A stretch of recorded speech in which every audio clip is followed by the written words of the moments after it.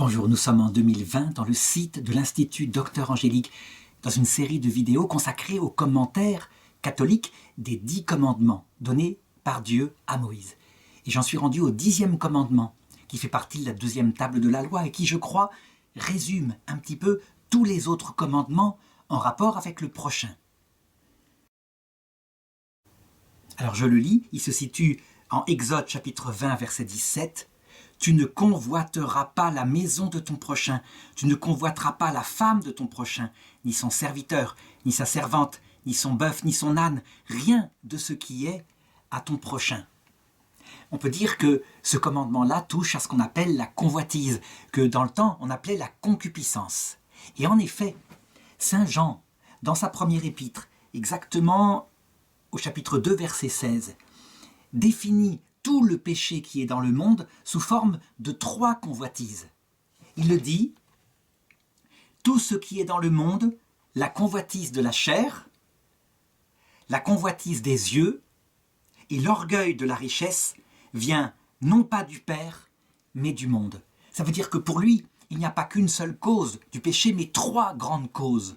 Et en réalité, je dirais, si on prend les choses très concrètement, qu'on en parle à des gens qui essayent d'expliquer les causes du mal dans le monde, eh bien, tous vont exalter une des convoitises. Et à la fin, on tombe sur les 3. Qu'est-ce qui fait finalement qu'il y a des viols, qu'il y a des vols, qu'il y a des guerres et toutes sortes de choses comme cela? Eh bien, 3 choses. D'abord, la jouissance égoïste. Pas la jouissance en elle-même, le plaisir peut être très bon, mais la jouissance égoïste, c'est-à-dire centrée sur soi. Et ça, c'est ce qui provoque les viols en particulier. Qu'est-ce qui provoque l'exploitation qu'on voit parfois de pauvres par des riches? Et puis, je dirais le vol. Eh bien, c'est ce que pourrait appeler la richesse, l'argent, que Saint Jean appelle l'orgueil de la richesse. Et enfin, pourquoi voit-on des hommes qui sont capables de mentir, d'avoir une attitude extérieure qui n'est pas conforme à l'intérieur, de se comporter en hypocrite, etc. Eh bien, très souvent, c'est ce qu'on pourrait appeler la convoitise des yeux. Ça veut dire la vanité, le fait d'être considéré comme quelqu'un de bien. Finalement, en résumant les choses, convoitise de la chair, ce sont les plaisirs égoïstes. Convoitise des yeux, ce sont les vanités, les gloires égoïstes.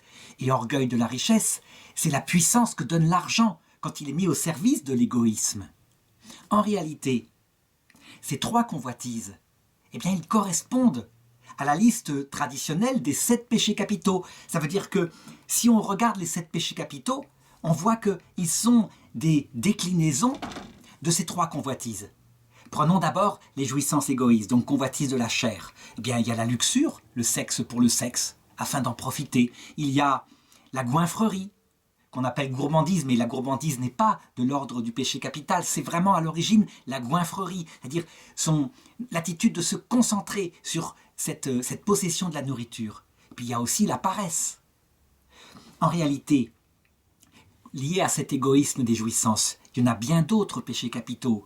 On pourrait parler par exemple d'une tentation très à la mode actuellement, le plaisir sentimental, recherché comme une convoitise, comment des filles en particulier eh bien, resteront avec un garçon qui fait vibrer les cordes de leur cœur.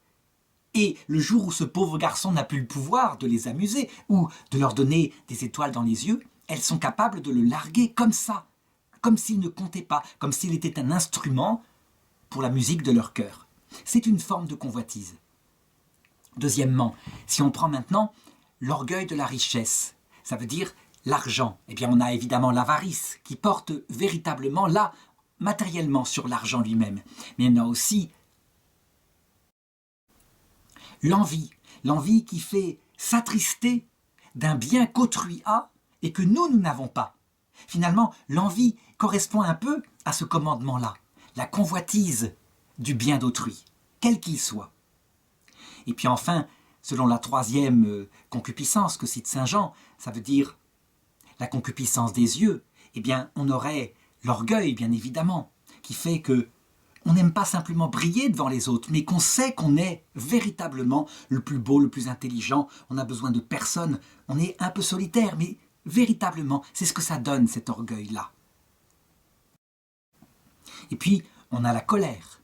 La colère, c'est la réponse violente à ce qu'on estime avoir été un manque de respect envers nos droits, quels qu'ils soient, envers notre réputation, envers, je dirais, le salut qu'on mériterait d'en recevoir dans la rue, etc. On a vu des gens se mettre en colère pour n'importe quoi au grand siècle, le siècle de Louis XIV, et se battre en duel pour des futilités. Eh bien, voilà. Donc, on peut dire qu'il y a là-dedans toujours la racine qui s'appelle la convoitise. Mais, je l'ai dit, la racine qui rend la convoitise mauvaise, parce que la convoitise, désirer une chose, après tout, ça peut être bon, c'est l'égoïsme. Ça veut dire que finalement, pour réduire tout cela à quelque chose d'unique, on pourrait dire que la racine de tout cela, c'est l'amour choisi volontairement de soi-même, l'autre devenant un instrument de son propre épanouissement, de son propre bonheur. Et du coup, quand on est comme ça, eh bien, on se met à convoiter les choses d'autrui, comme dit le commandement. Convoiter la maison de son prochain, c'est convoiter finalement sa sécurité, la sécurité qu'il a accumulée. Convoiter la femme de son prochain, c'est convoiter une jouissance, sans doute qu'elle est plus belle que la sienne, et on estime qu'elle sera à nous. Convoiter son serviteur, sa servante, son bœuf, c'est convoiter ses moyens de production.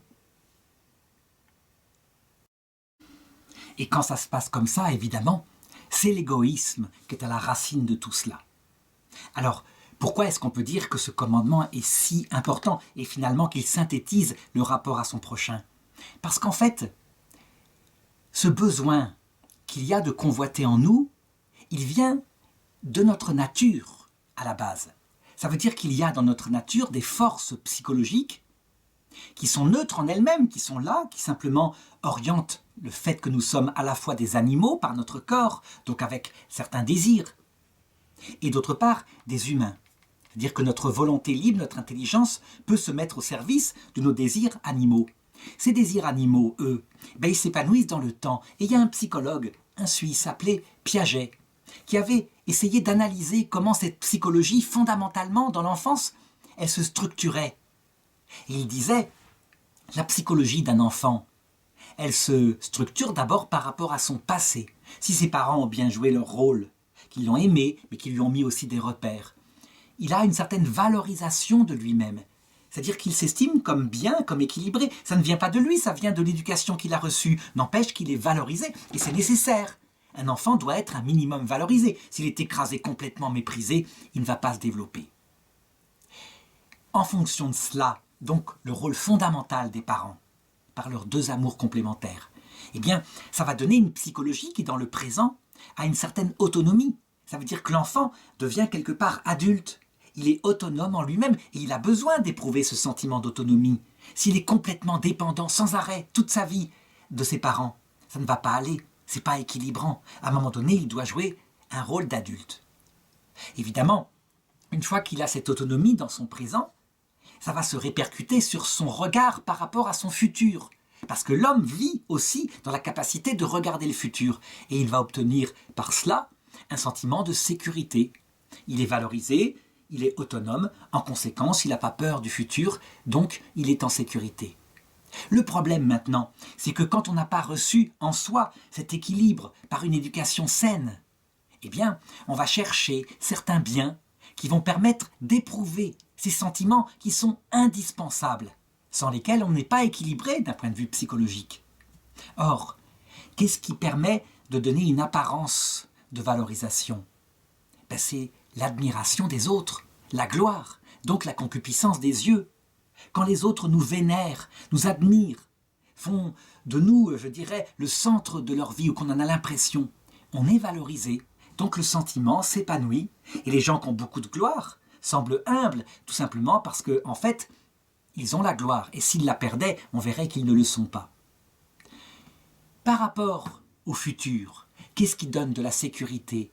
Quel est le bien sensible qui peut donner une impression de sécurité? C'est évidemment de gagner beaucoup d'argent, d'avoir un coussin de sécurité. Jésus d'ailleurs, il le montre dans une parabole, il dit « Un homme avait fait une récolte fabuleuse. Il avait planté du blé dans son champ et diverses plantations, et il eut une récolte fabuleuse. Alors il construisit ses greniers.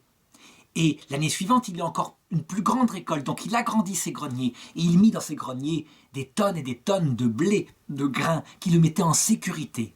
Et cette fois, content de lui, il était dans sa maison en se disant « Dors en paix maintenant mon âme, tu ne crains plus rien ». Et Jésus lui dit « Malheureux à toi, ce jour même on te redemande ton âme », ce qui veut dire « tu meurs ». Et ce que veut dire que la sécurité que tu as par rapport à ce bien matériel, elle ne te servira à rien, tu ne peux rien emporter dans l'autre monde. Enfin, qu'est-ce qui donne un sentiment d'autonomie dans le présent ? C'est le fait d'avoir une vie dans un certain plaisir.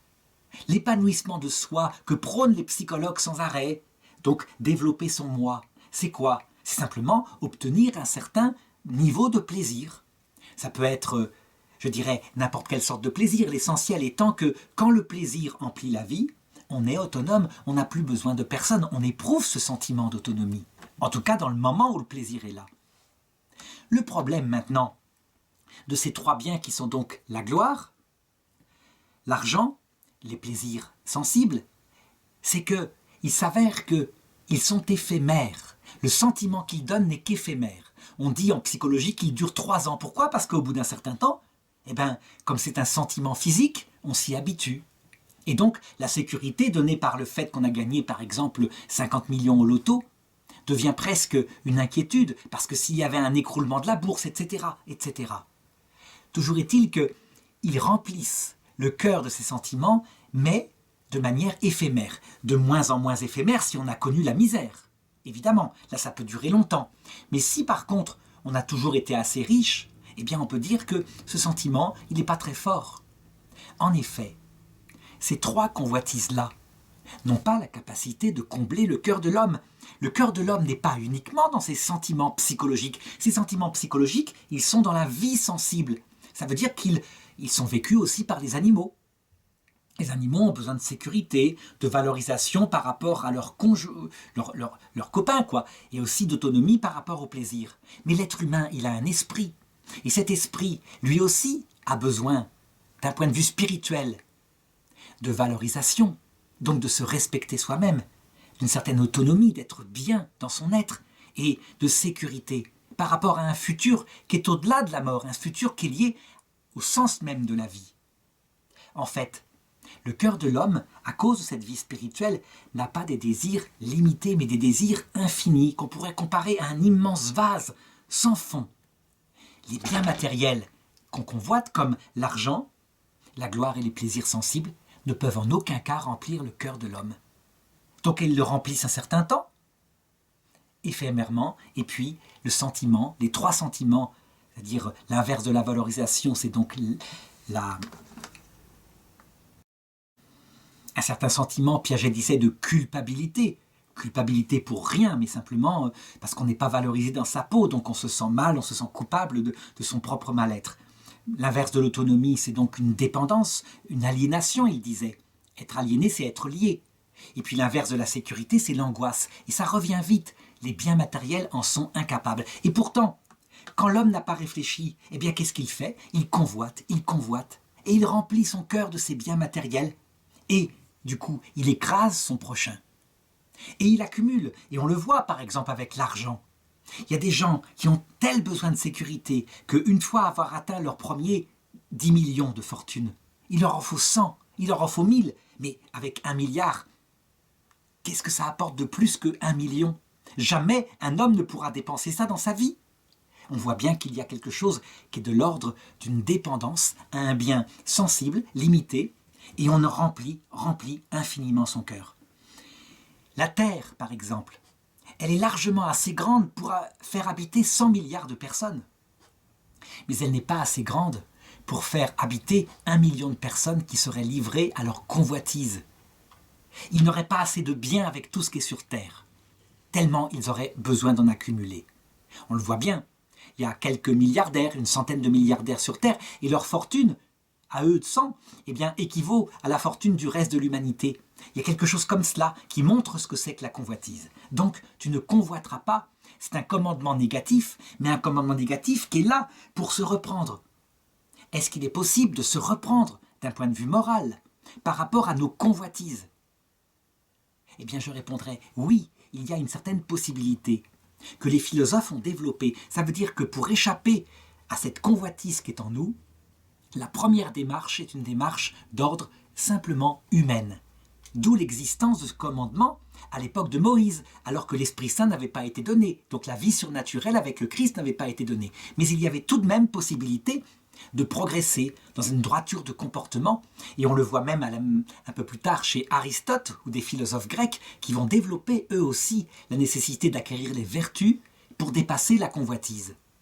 On le voit aussi en Orient, avec la sagesse par exemple de l'hindouisme, du bouddhisme, qui eux essayent de dépasser le désir lui-même afin de ne plus avoir de convoitise et afin de ne plus souffrir.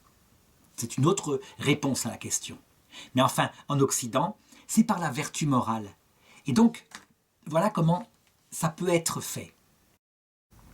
D'abord, l'homme fonctionne par son intelligence. Il faut comprendre le mécanisme. Il y a, je dirais, une sorte de psychanalyse non freudienne, une psychanalyse réaliste à faire pour analyser quelles sont en soi les convoitises majeures. Et on les trouvera. Je l'ai dit, pour la plupart des hommes et des femmes, ce qu'ils confessent le plus, qu'ils peuvent remarquer en eux, c'est évidemment quelque chose de lié à un certain plaisir, quelque chose de lié à la reconnaissance des autres et quelque chose de lié à l'argent. C'est toujours pareil, ce sont les trois convoitises dont parle saint Paul. Les reconnaître en soi et voir dans quelle mesure il y a un dérapage sur telle ou telle convoitise. Ça veut dire qu'au lieu d'être à sa juste place, on y est trop sensible, on y donne trop de place. Ça, c'est la première étape. Une fois qu'on a fait cette étape-là, il ne s'agit pas de rejeter les plaisirs, de rejeter l'argent, de rejeter totalement la considération que les autres ont de nous.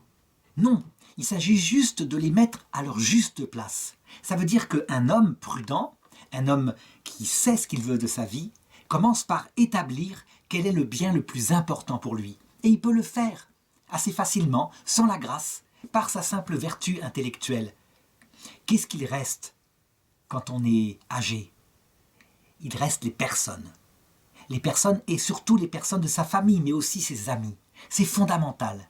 Donc si on traite son premier prochain, qui est sa famille, à titre de moyen pour avoir du plaisir. Par exemple, si on traite sa femme ou son mari comme un moyen pour, je dirais, paraître devant les autres.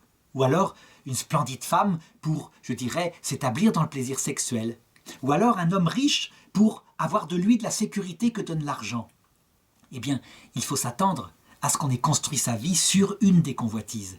Et tôt ou tard, on sera privé de tout, ou plutôt rempli de choses qui ne comblent pas le cœur. Donc, première chose, savoir établir l'ordre des choses, et ce qui compte en premier, ce sont les personnes. Il y a donc moyen de changer là-dessus.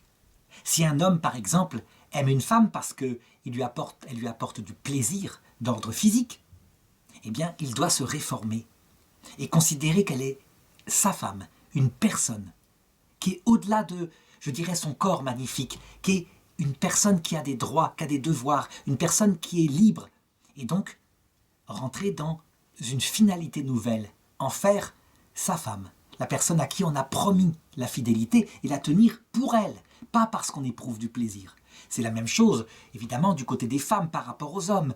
Quand elles s'aperçoivent, souvent, dans les premières années du mariage, que le plaisir sentimental, et donc physique, disparaît, eh bien se rendre compte que ce plaisir-là était aussi un moyen pour faire démarrer l'amour, mais que ce qui compte, c'est l'homme. Et s'il se comporte bien, s'il ne la bat pas, s'il n'est pas ivrogne, s'il n'a pas de défaut, que c'est juste que parce que le temps a effacé l'intensité du plaisir sentimental du début, eh bien, transformer son amour et l'aimer lui, en sachant que le plaisir, c'est par surcroît de temps en temps, et pas tout le temps, puisque les choses ne reviendront jamais comme au temps des fiançailles.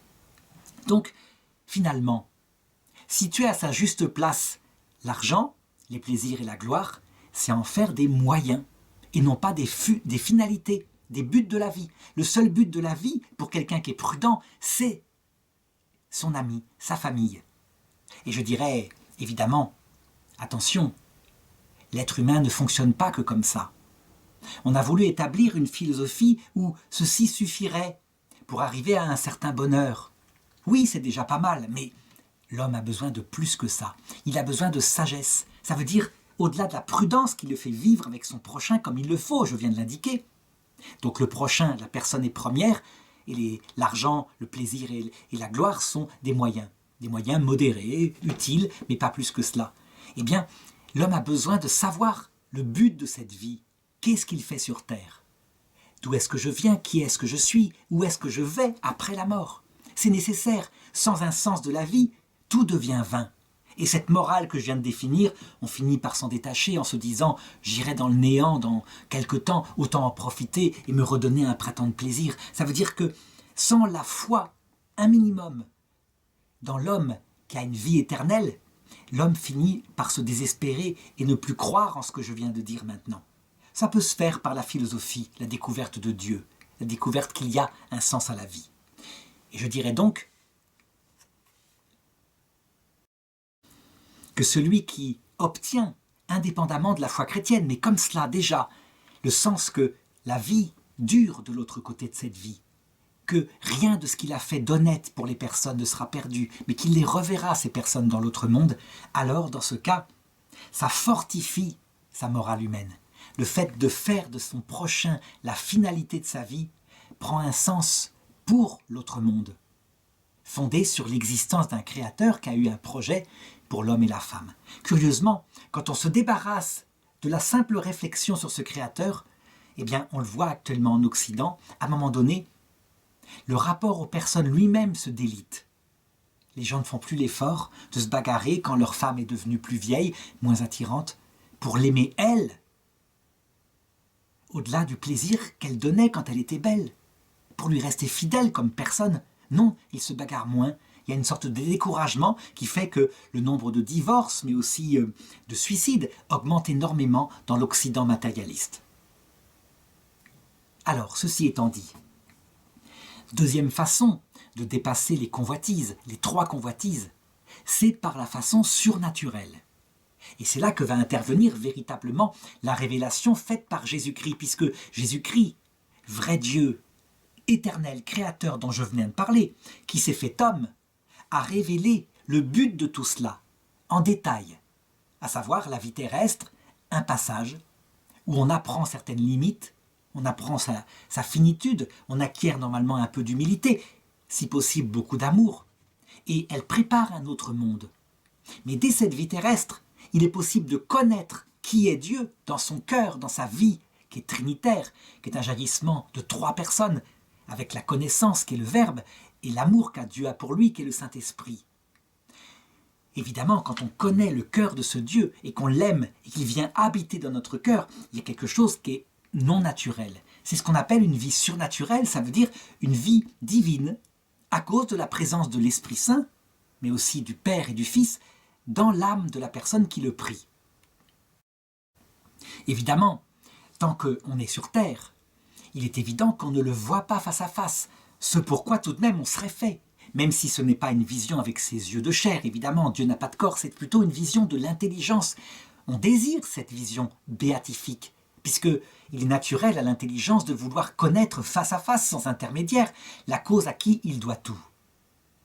Il n'empêche que sur terre, puisque Dieu décide qu'il n'y a pas encore la vision face à face, il y a des vertus qui sont données et qui permettent de s'approcher de Dieu, des vertus qui touchent à la vie spirituelle.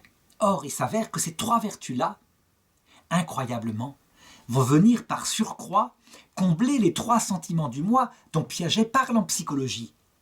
C'est absolument manifeste. Prenons d'abord, je dirais, la chose qui actuellement angoisse le plus le monde occidental. L'athéisme fait qu'il n'y a pas d'avenir, si ce n'est le néant. Et donc les gens, angoissés par cela, pour ne pas souffrir de l'angoisse, une fois qu'ils sont vieux, votent de plus en plus un peu partout des lois pour s'euthanasier, pour faire disparaître l'idée obsédante de la peur du néant. Eh bien, la vertu théologale, ça veut dire venant de Dieu et s'appuyant sur Dieu, qui supprime l'insécurité, l'angoisse par rapport au futur, qui donne une sécurité absolue, c'est la vertu d'espérance. L'espérance, ce n'est pas simplement un vague espoir, c'est la certitude spirituelle que bientôt arrive la vraie vie. Celui qui a reçu l'espérance théologale, évidemment, n'a plus peur. Et dans ce cas-là, ce qui est étonnant, c'est que la sécurité due à l'argent, oui, la personne va l'accepter comme un moyen. mais elle sait que cet argent lui est simplement prêté. C'est, je dirais, un prêt pour quelque temps, mais la vraie sécurité qui la rassure au-delà de tout, c'est le fait que plus elle va vieillir, plus elle va s'approcher de la vraie vie où elle va retrouver ce qu'elle aime, qui sont dans l'autre monde. En ce qui concerne, je dirais, le présent, le fait d'être autonome, bien dans sa peau, bien dans sa tête, stabilisé, c'est la foi qui donne ça.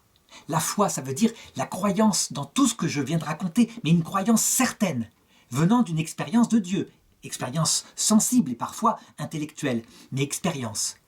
La foi, le fait d'être sûr que ceci est vrai, mais une autonomie dans son présent incroyable, ça veut dire que on est stable, un peu comme un bateau dans une tempête, puisque notre vie est un peu tout le temps la tempête, mais il y a un pilote, c'est le Christ, il y a une boussole.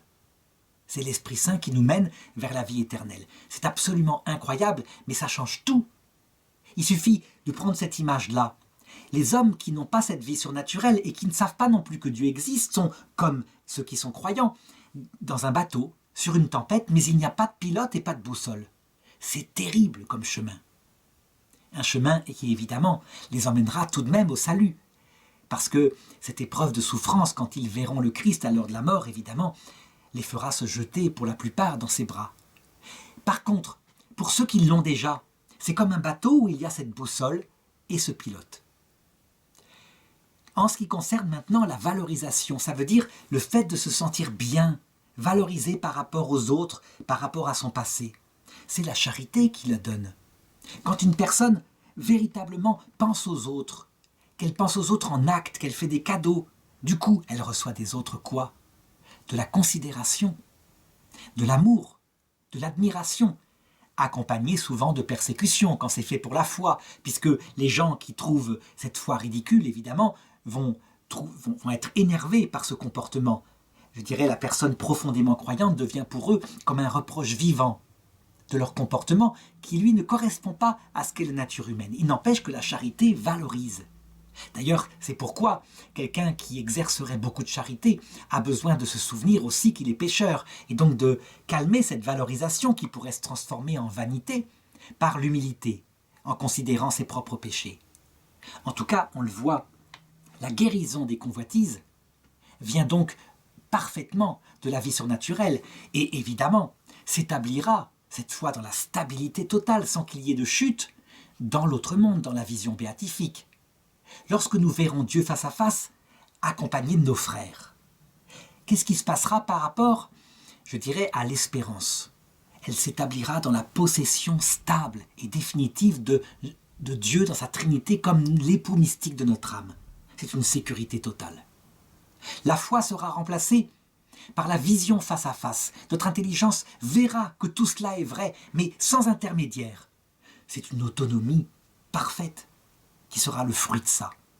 Et puis, nous exercerons non seulement la charité pour Dieu, dans un amour réciproque, mais pour le prochain, en allant sans arrêt sur terre pour aider ceux qui y sont encore et dans les différents purgatoires. Ça donnera une valorisation extraordinaire. Mais tout cela, comme dit Jésus, ne sera pas recherché pour lui-même. Comme il le disait, cherchez le royaume de Dieu et sa justice. Le reste, ça veut dire les 3 sentiments du moi dont je viens de parler, vous sera donné par surcroît. Qui cherche ces 3 sentiments en premier les perd. Qui cherche Dieu et le prochain en premier, quitte à s'oublier lui-même, les trouve. C'est absolument incroyable, mais c'est comme ça que ça marche. Donc je conclurai cette vidéo en disant que quand Moïse l'a reçu de Dieu, eh bien ce commandement qui résume tous ceux qui sont en rapport avec le prochain, il a invité son peuple à les observer par leurs efforts de vertu morale. Et ça a marché en partie, mais en partie seulement. On voit comment l'Ancien Testament, celui de Moïse en tout cas, qui n'annonce pas trop la vie après la mort, se termine dans une sorte de cynisme avec le livre de Qoéleth. En effet, Qoéleth dit « Moi je vais être vertueux, puisque Dieu le demande, je ne veux pas qu'il m'arrive des pépins. » Mais tout est vanité. Et puis tout se termine dans le Sheol. Donc ça sert à quoi tout ça ? Vanité des vanités, tout est vanité sur terre. Il faudra vraiment davantage l'annonce d'une vraie vie après la mort qui est sens et qui corresponde au cœur de l'homme. L'homme n'a pas envie de retourner au néant pour que, je dirais, grâce à la vie surnaturelle, ce commandement de Moïse soit transfiguré et que les vertus théologales remplissent le cœur de l'homme au point que les convoitises peuvent quasiment disparaître, pas vraiment totalement, sur terre les faiblesses sont là, mais tout de même, et être remplacées par la présence de Dieu qui comble le cœur vraiment, et qui donc fait mettre facilement les plaisirs, l'argent, la gloire au juste niveau qu'ils auraient dû toujours avoir, ça veut dire des moyens nécessaires, dans une mesure modérée.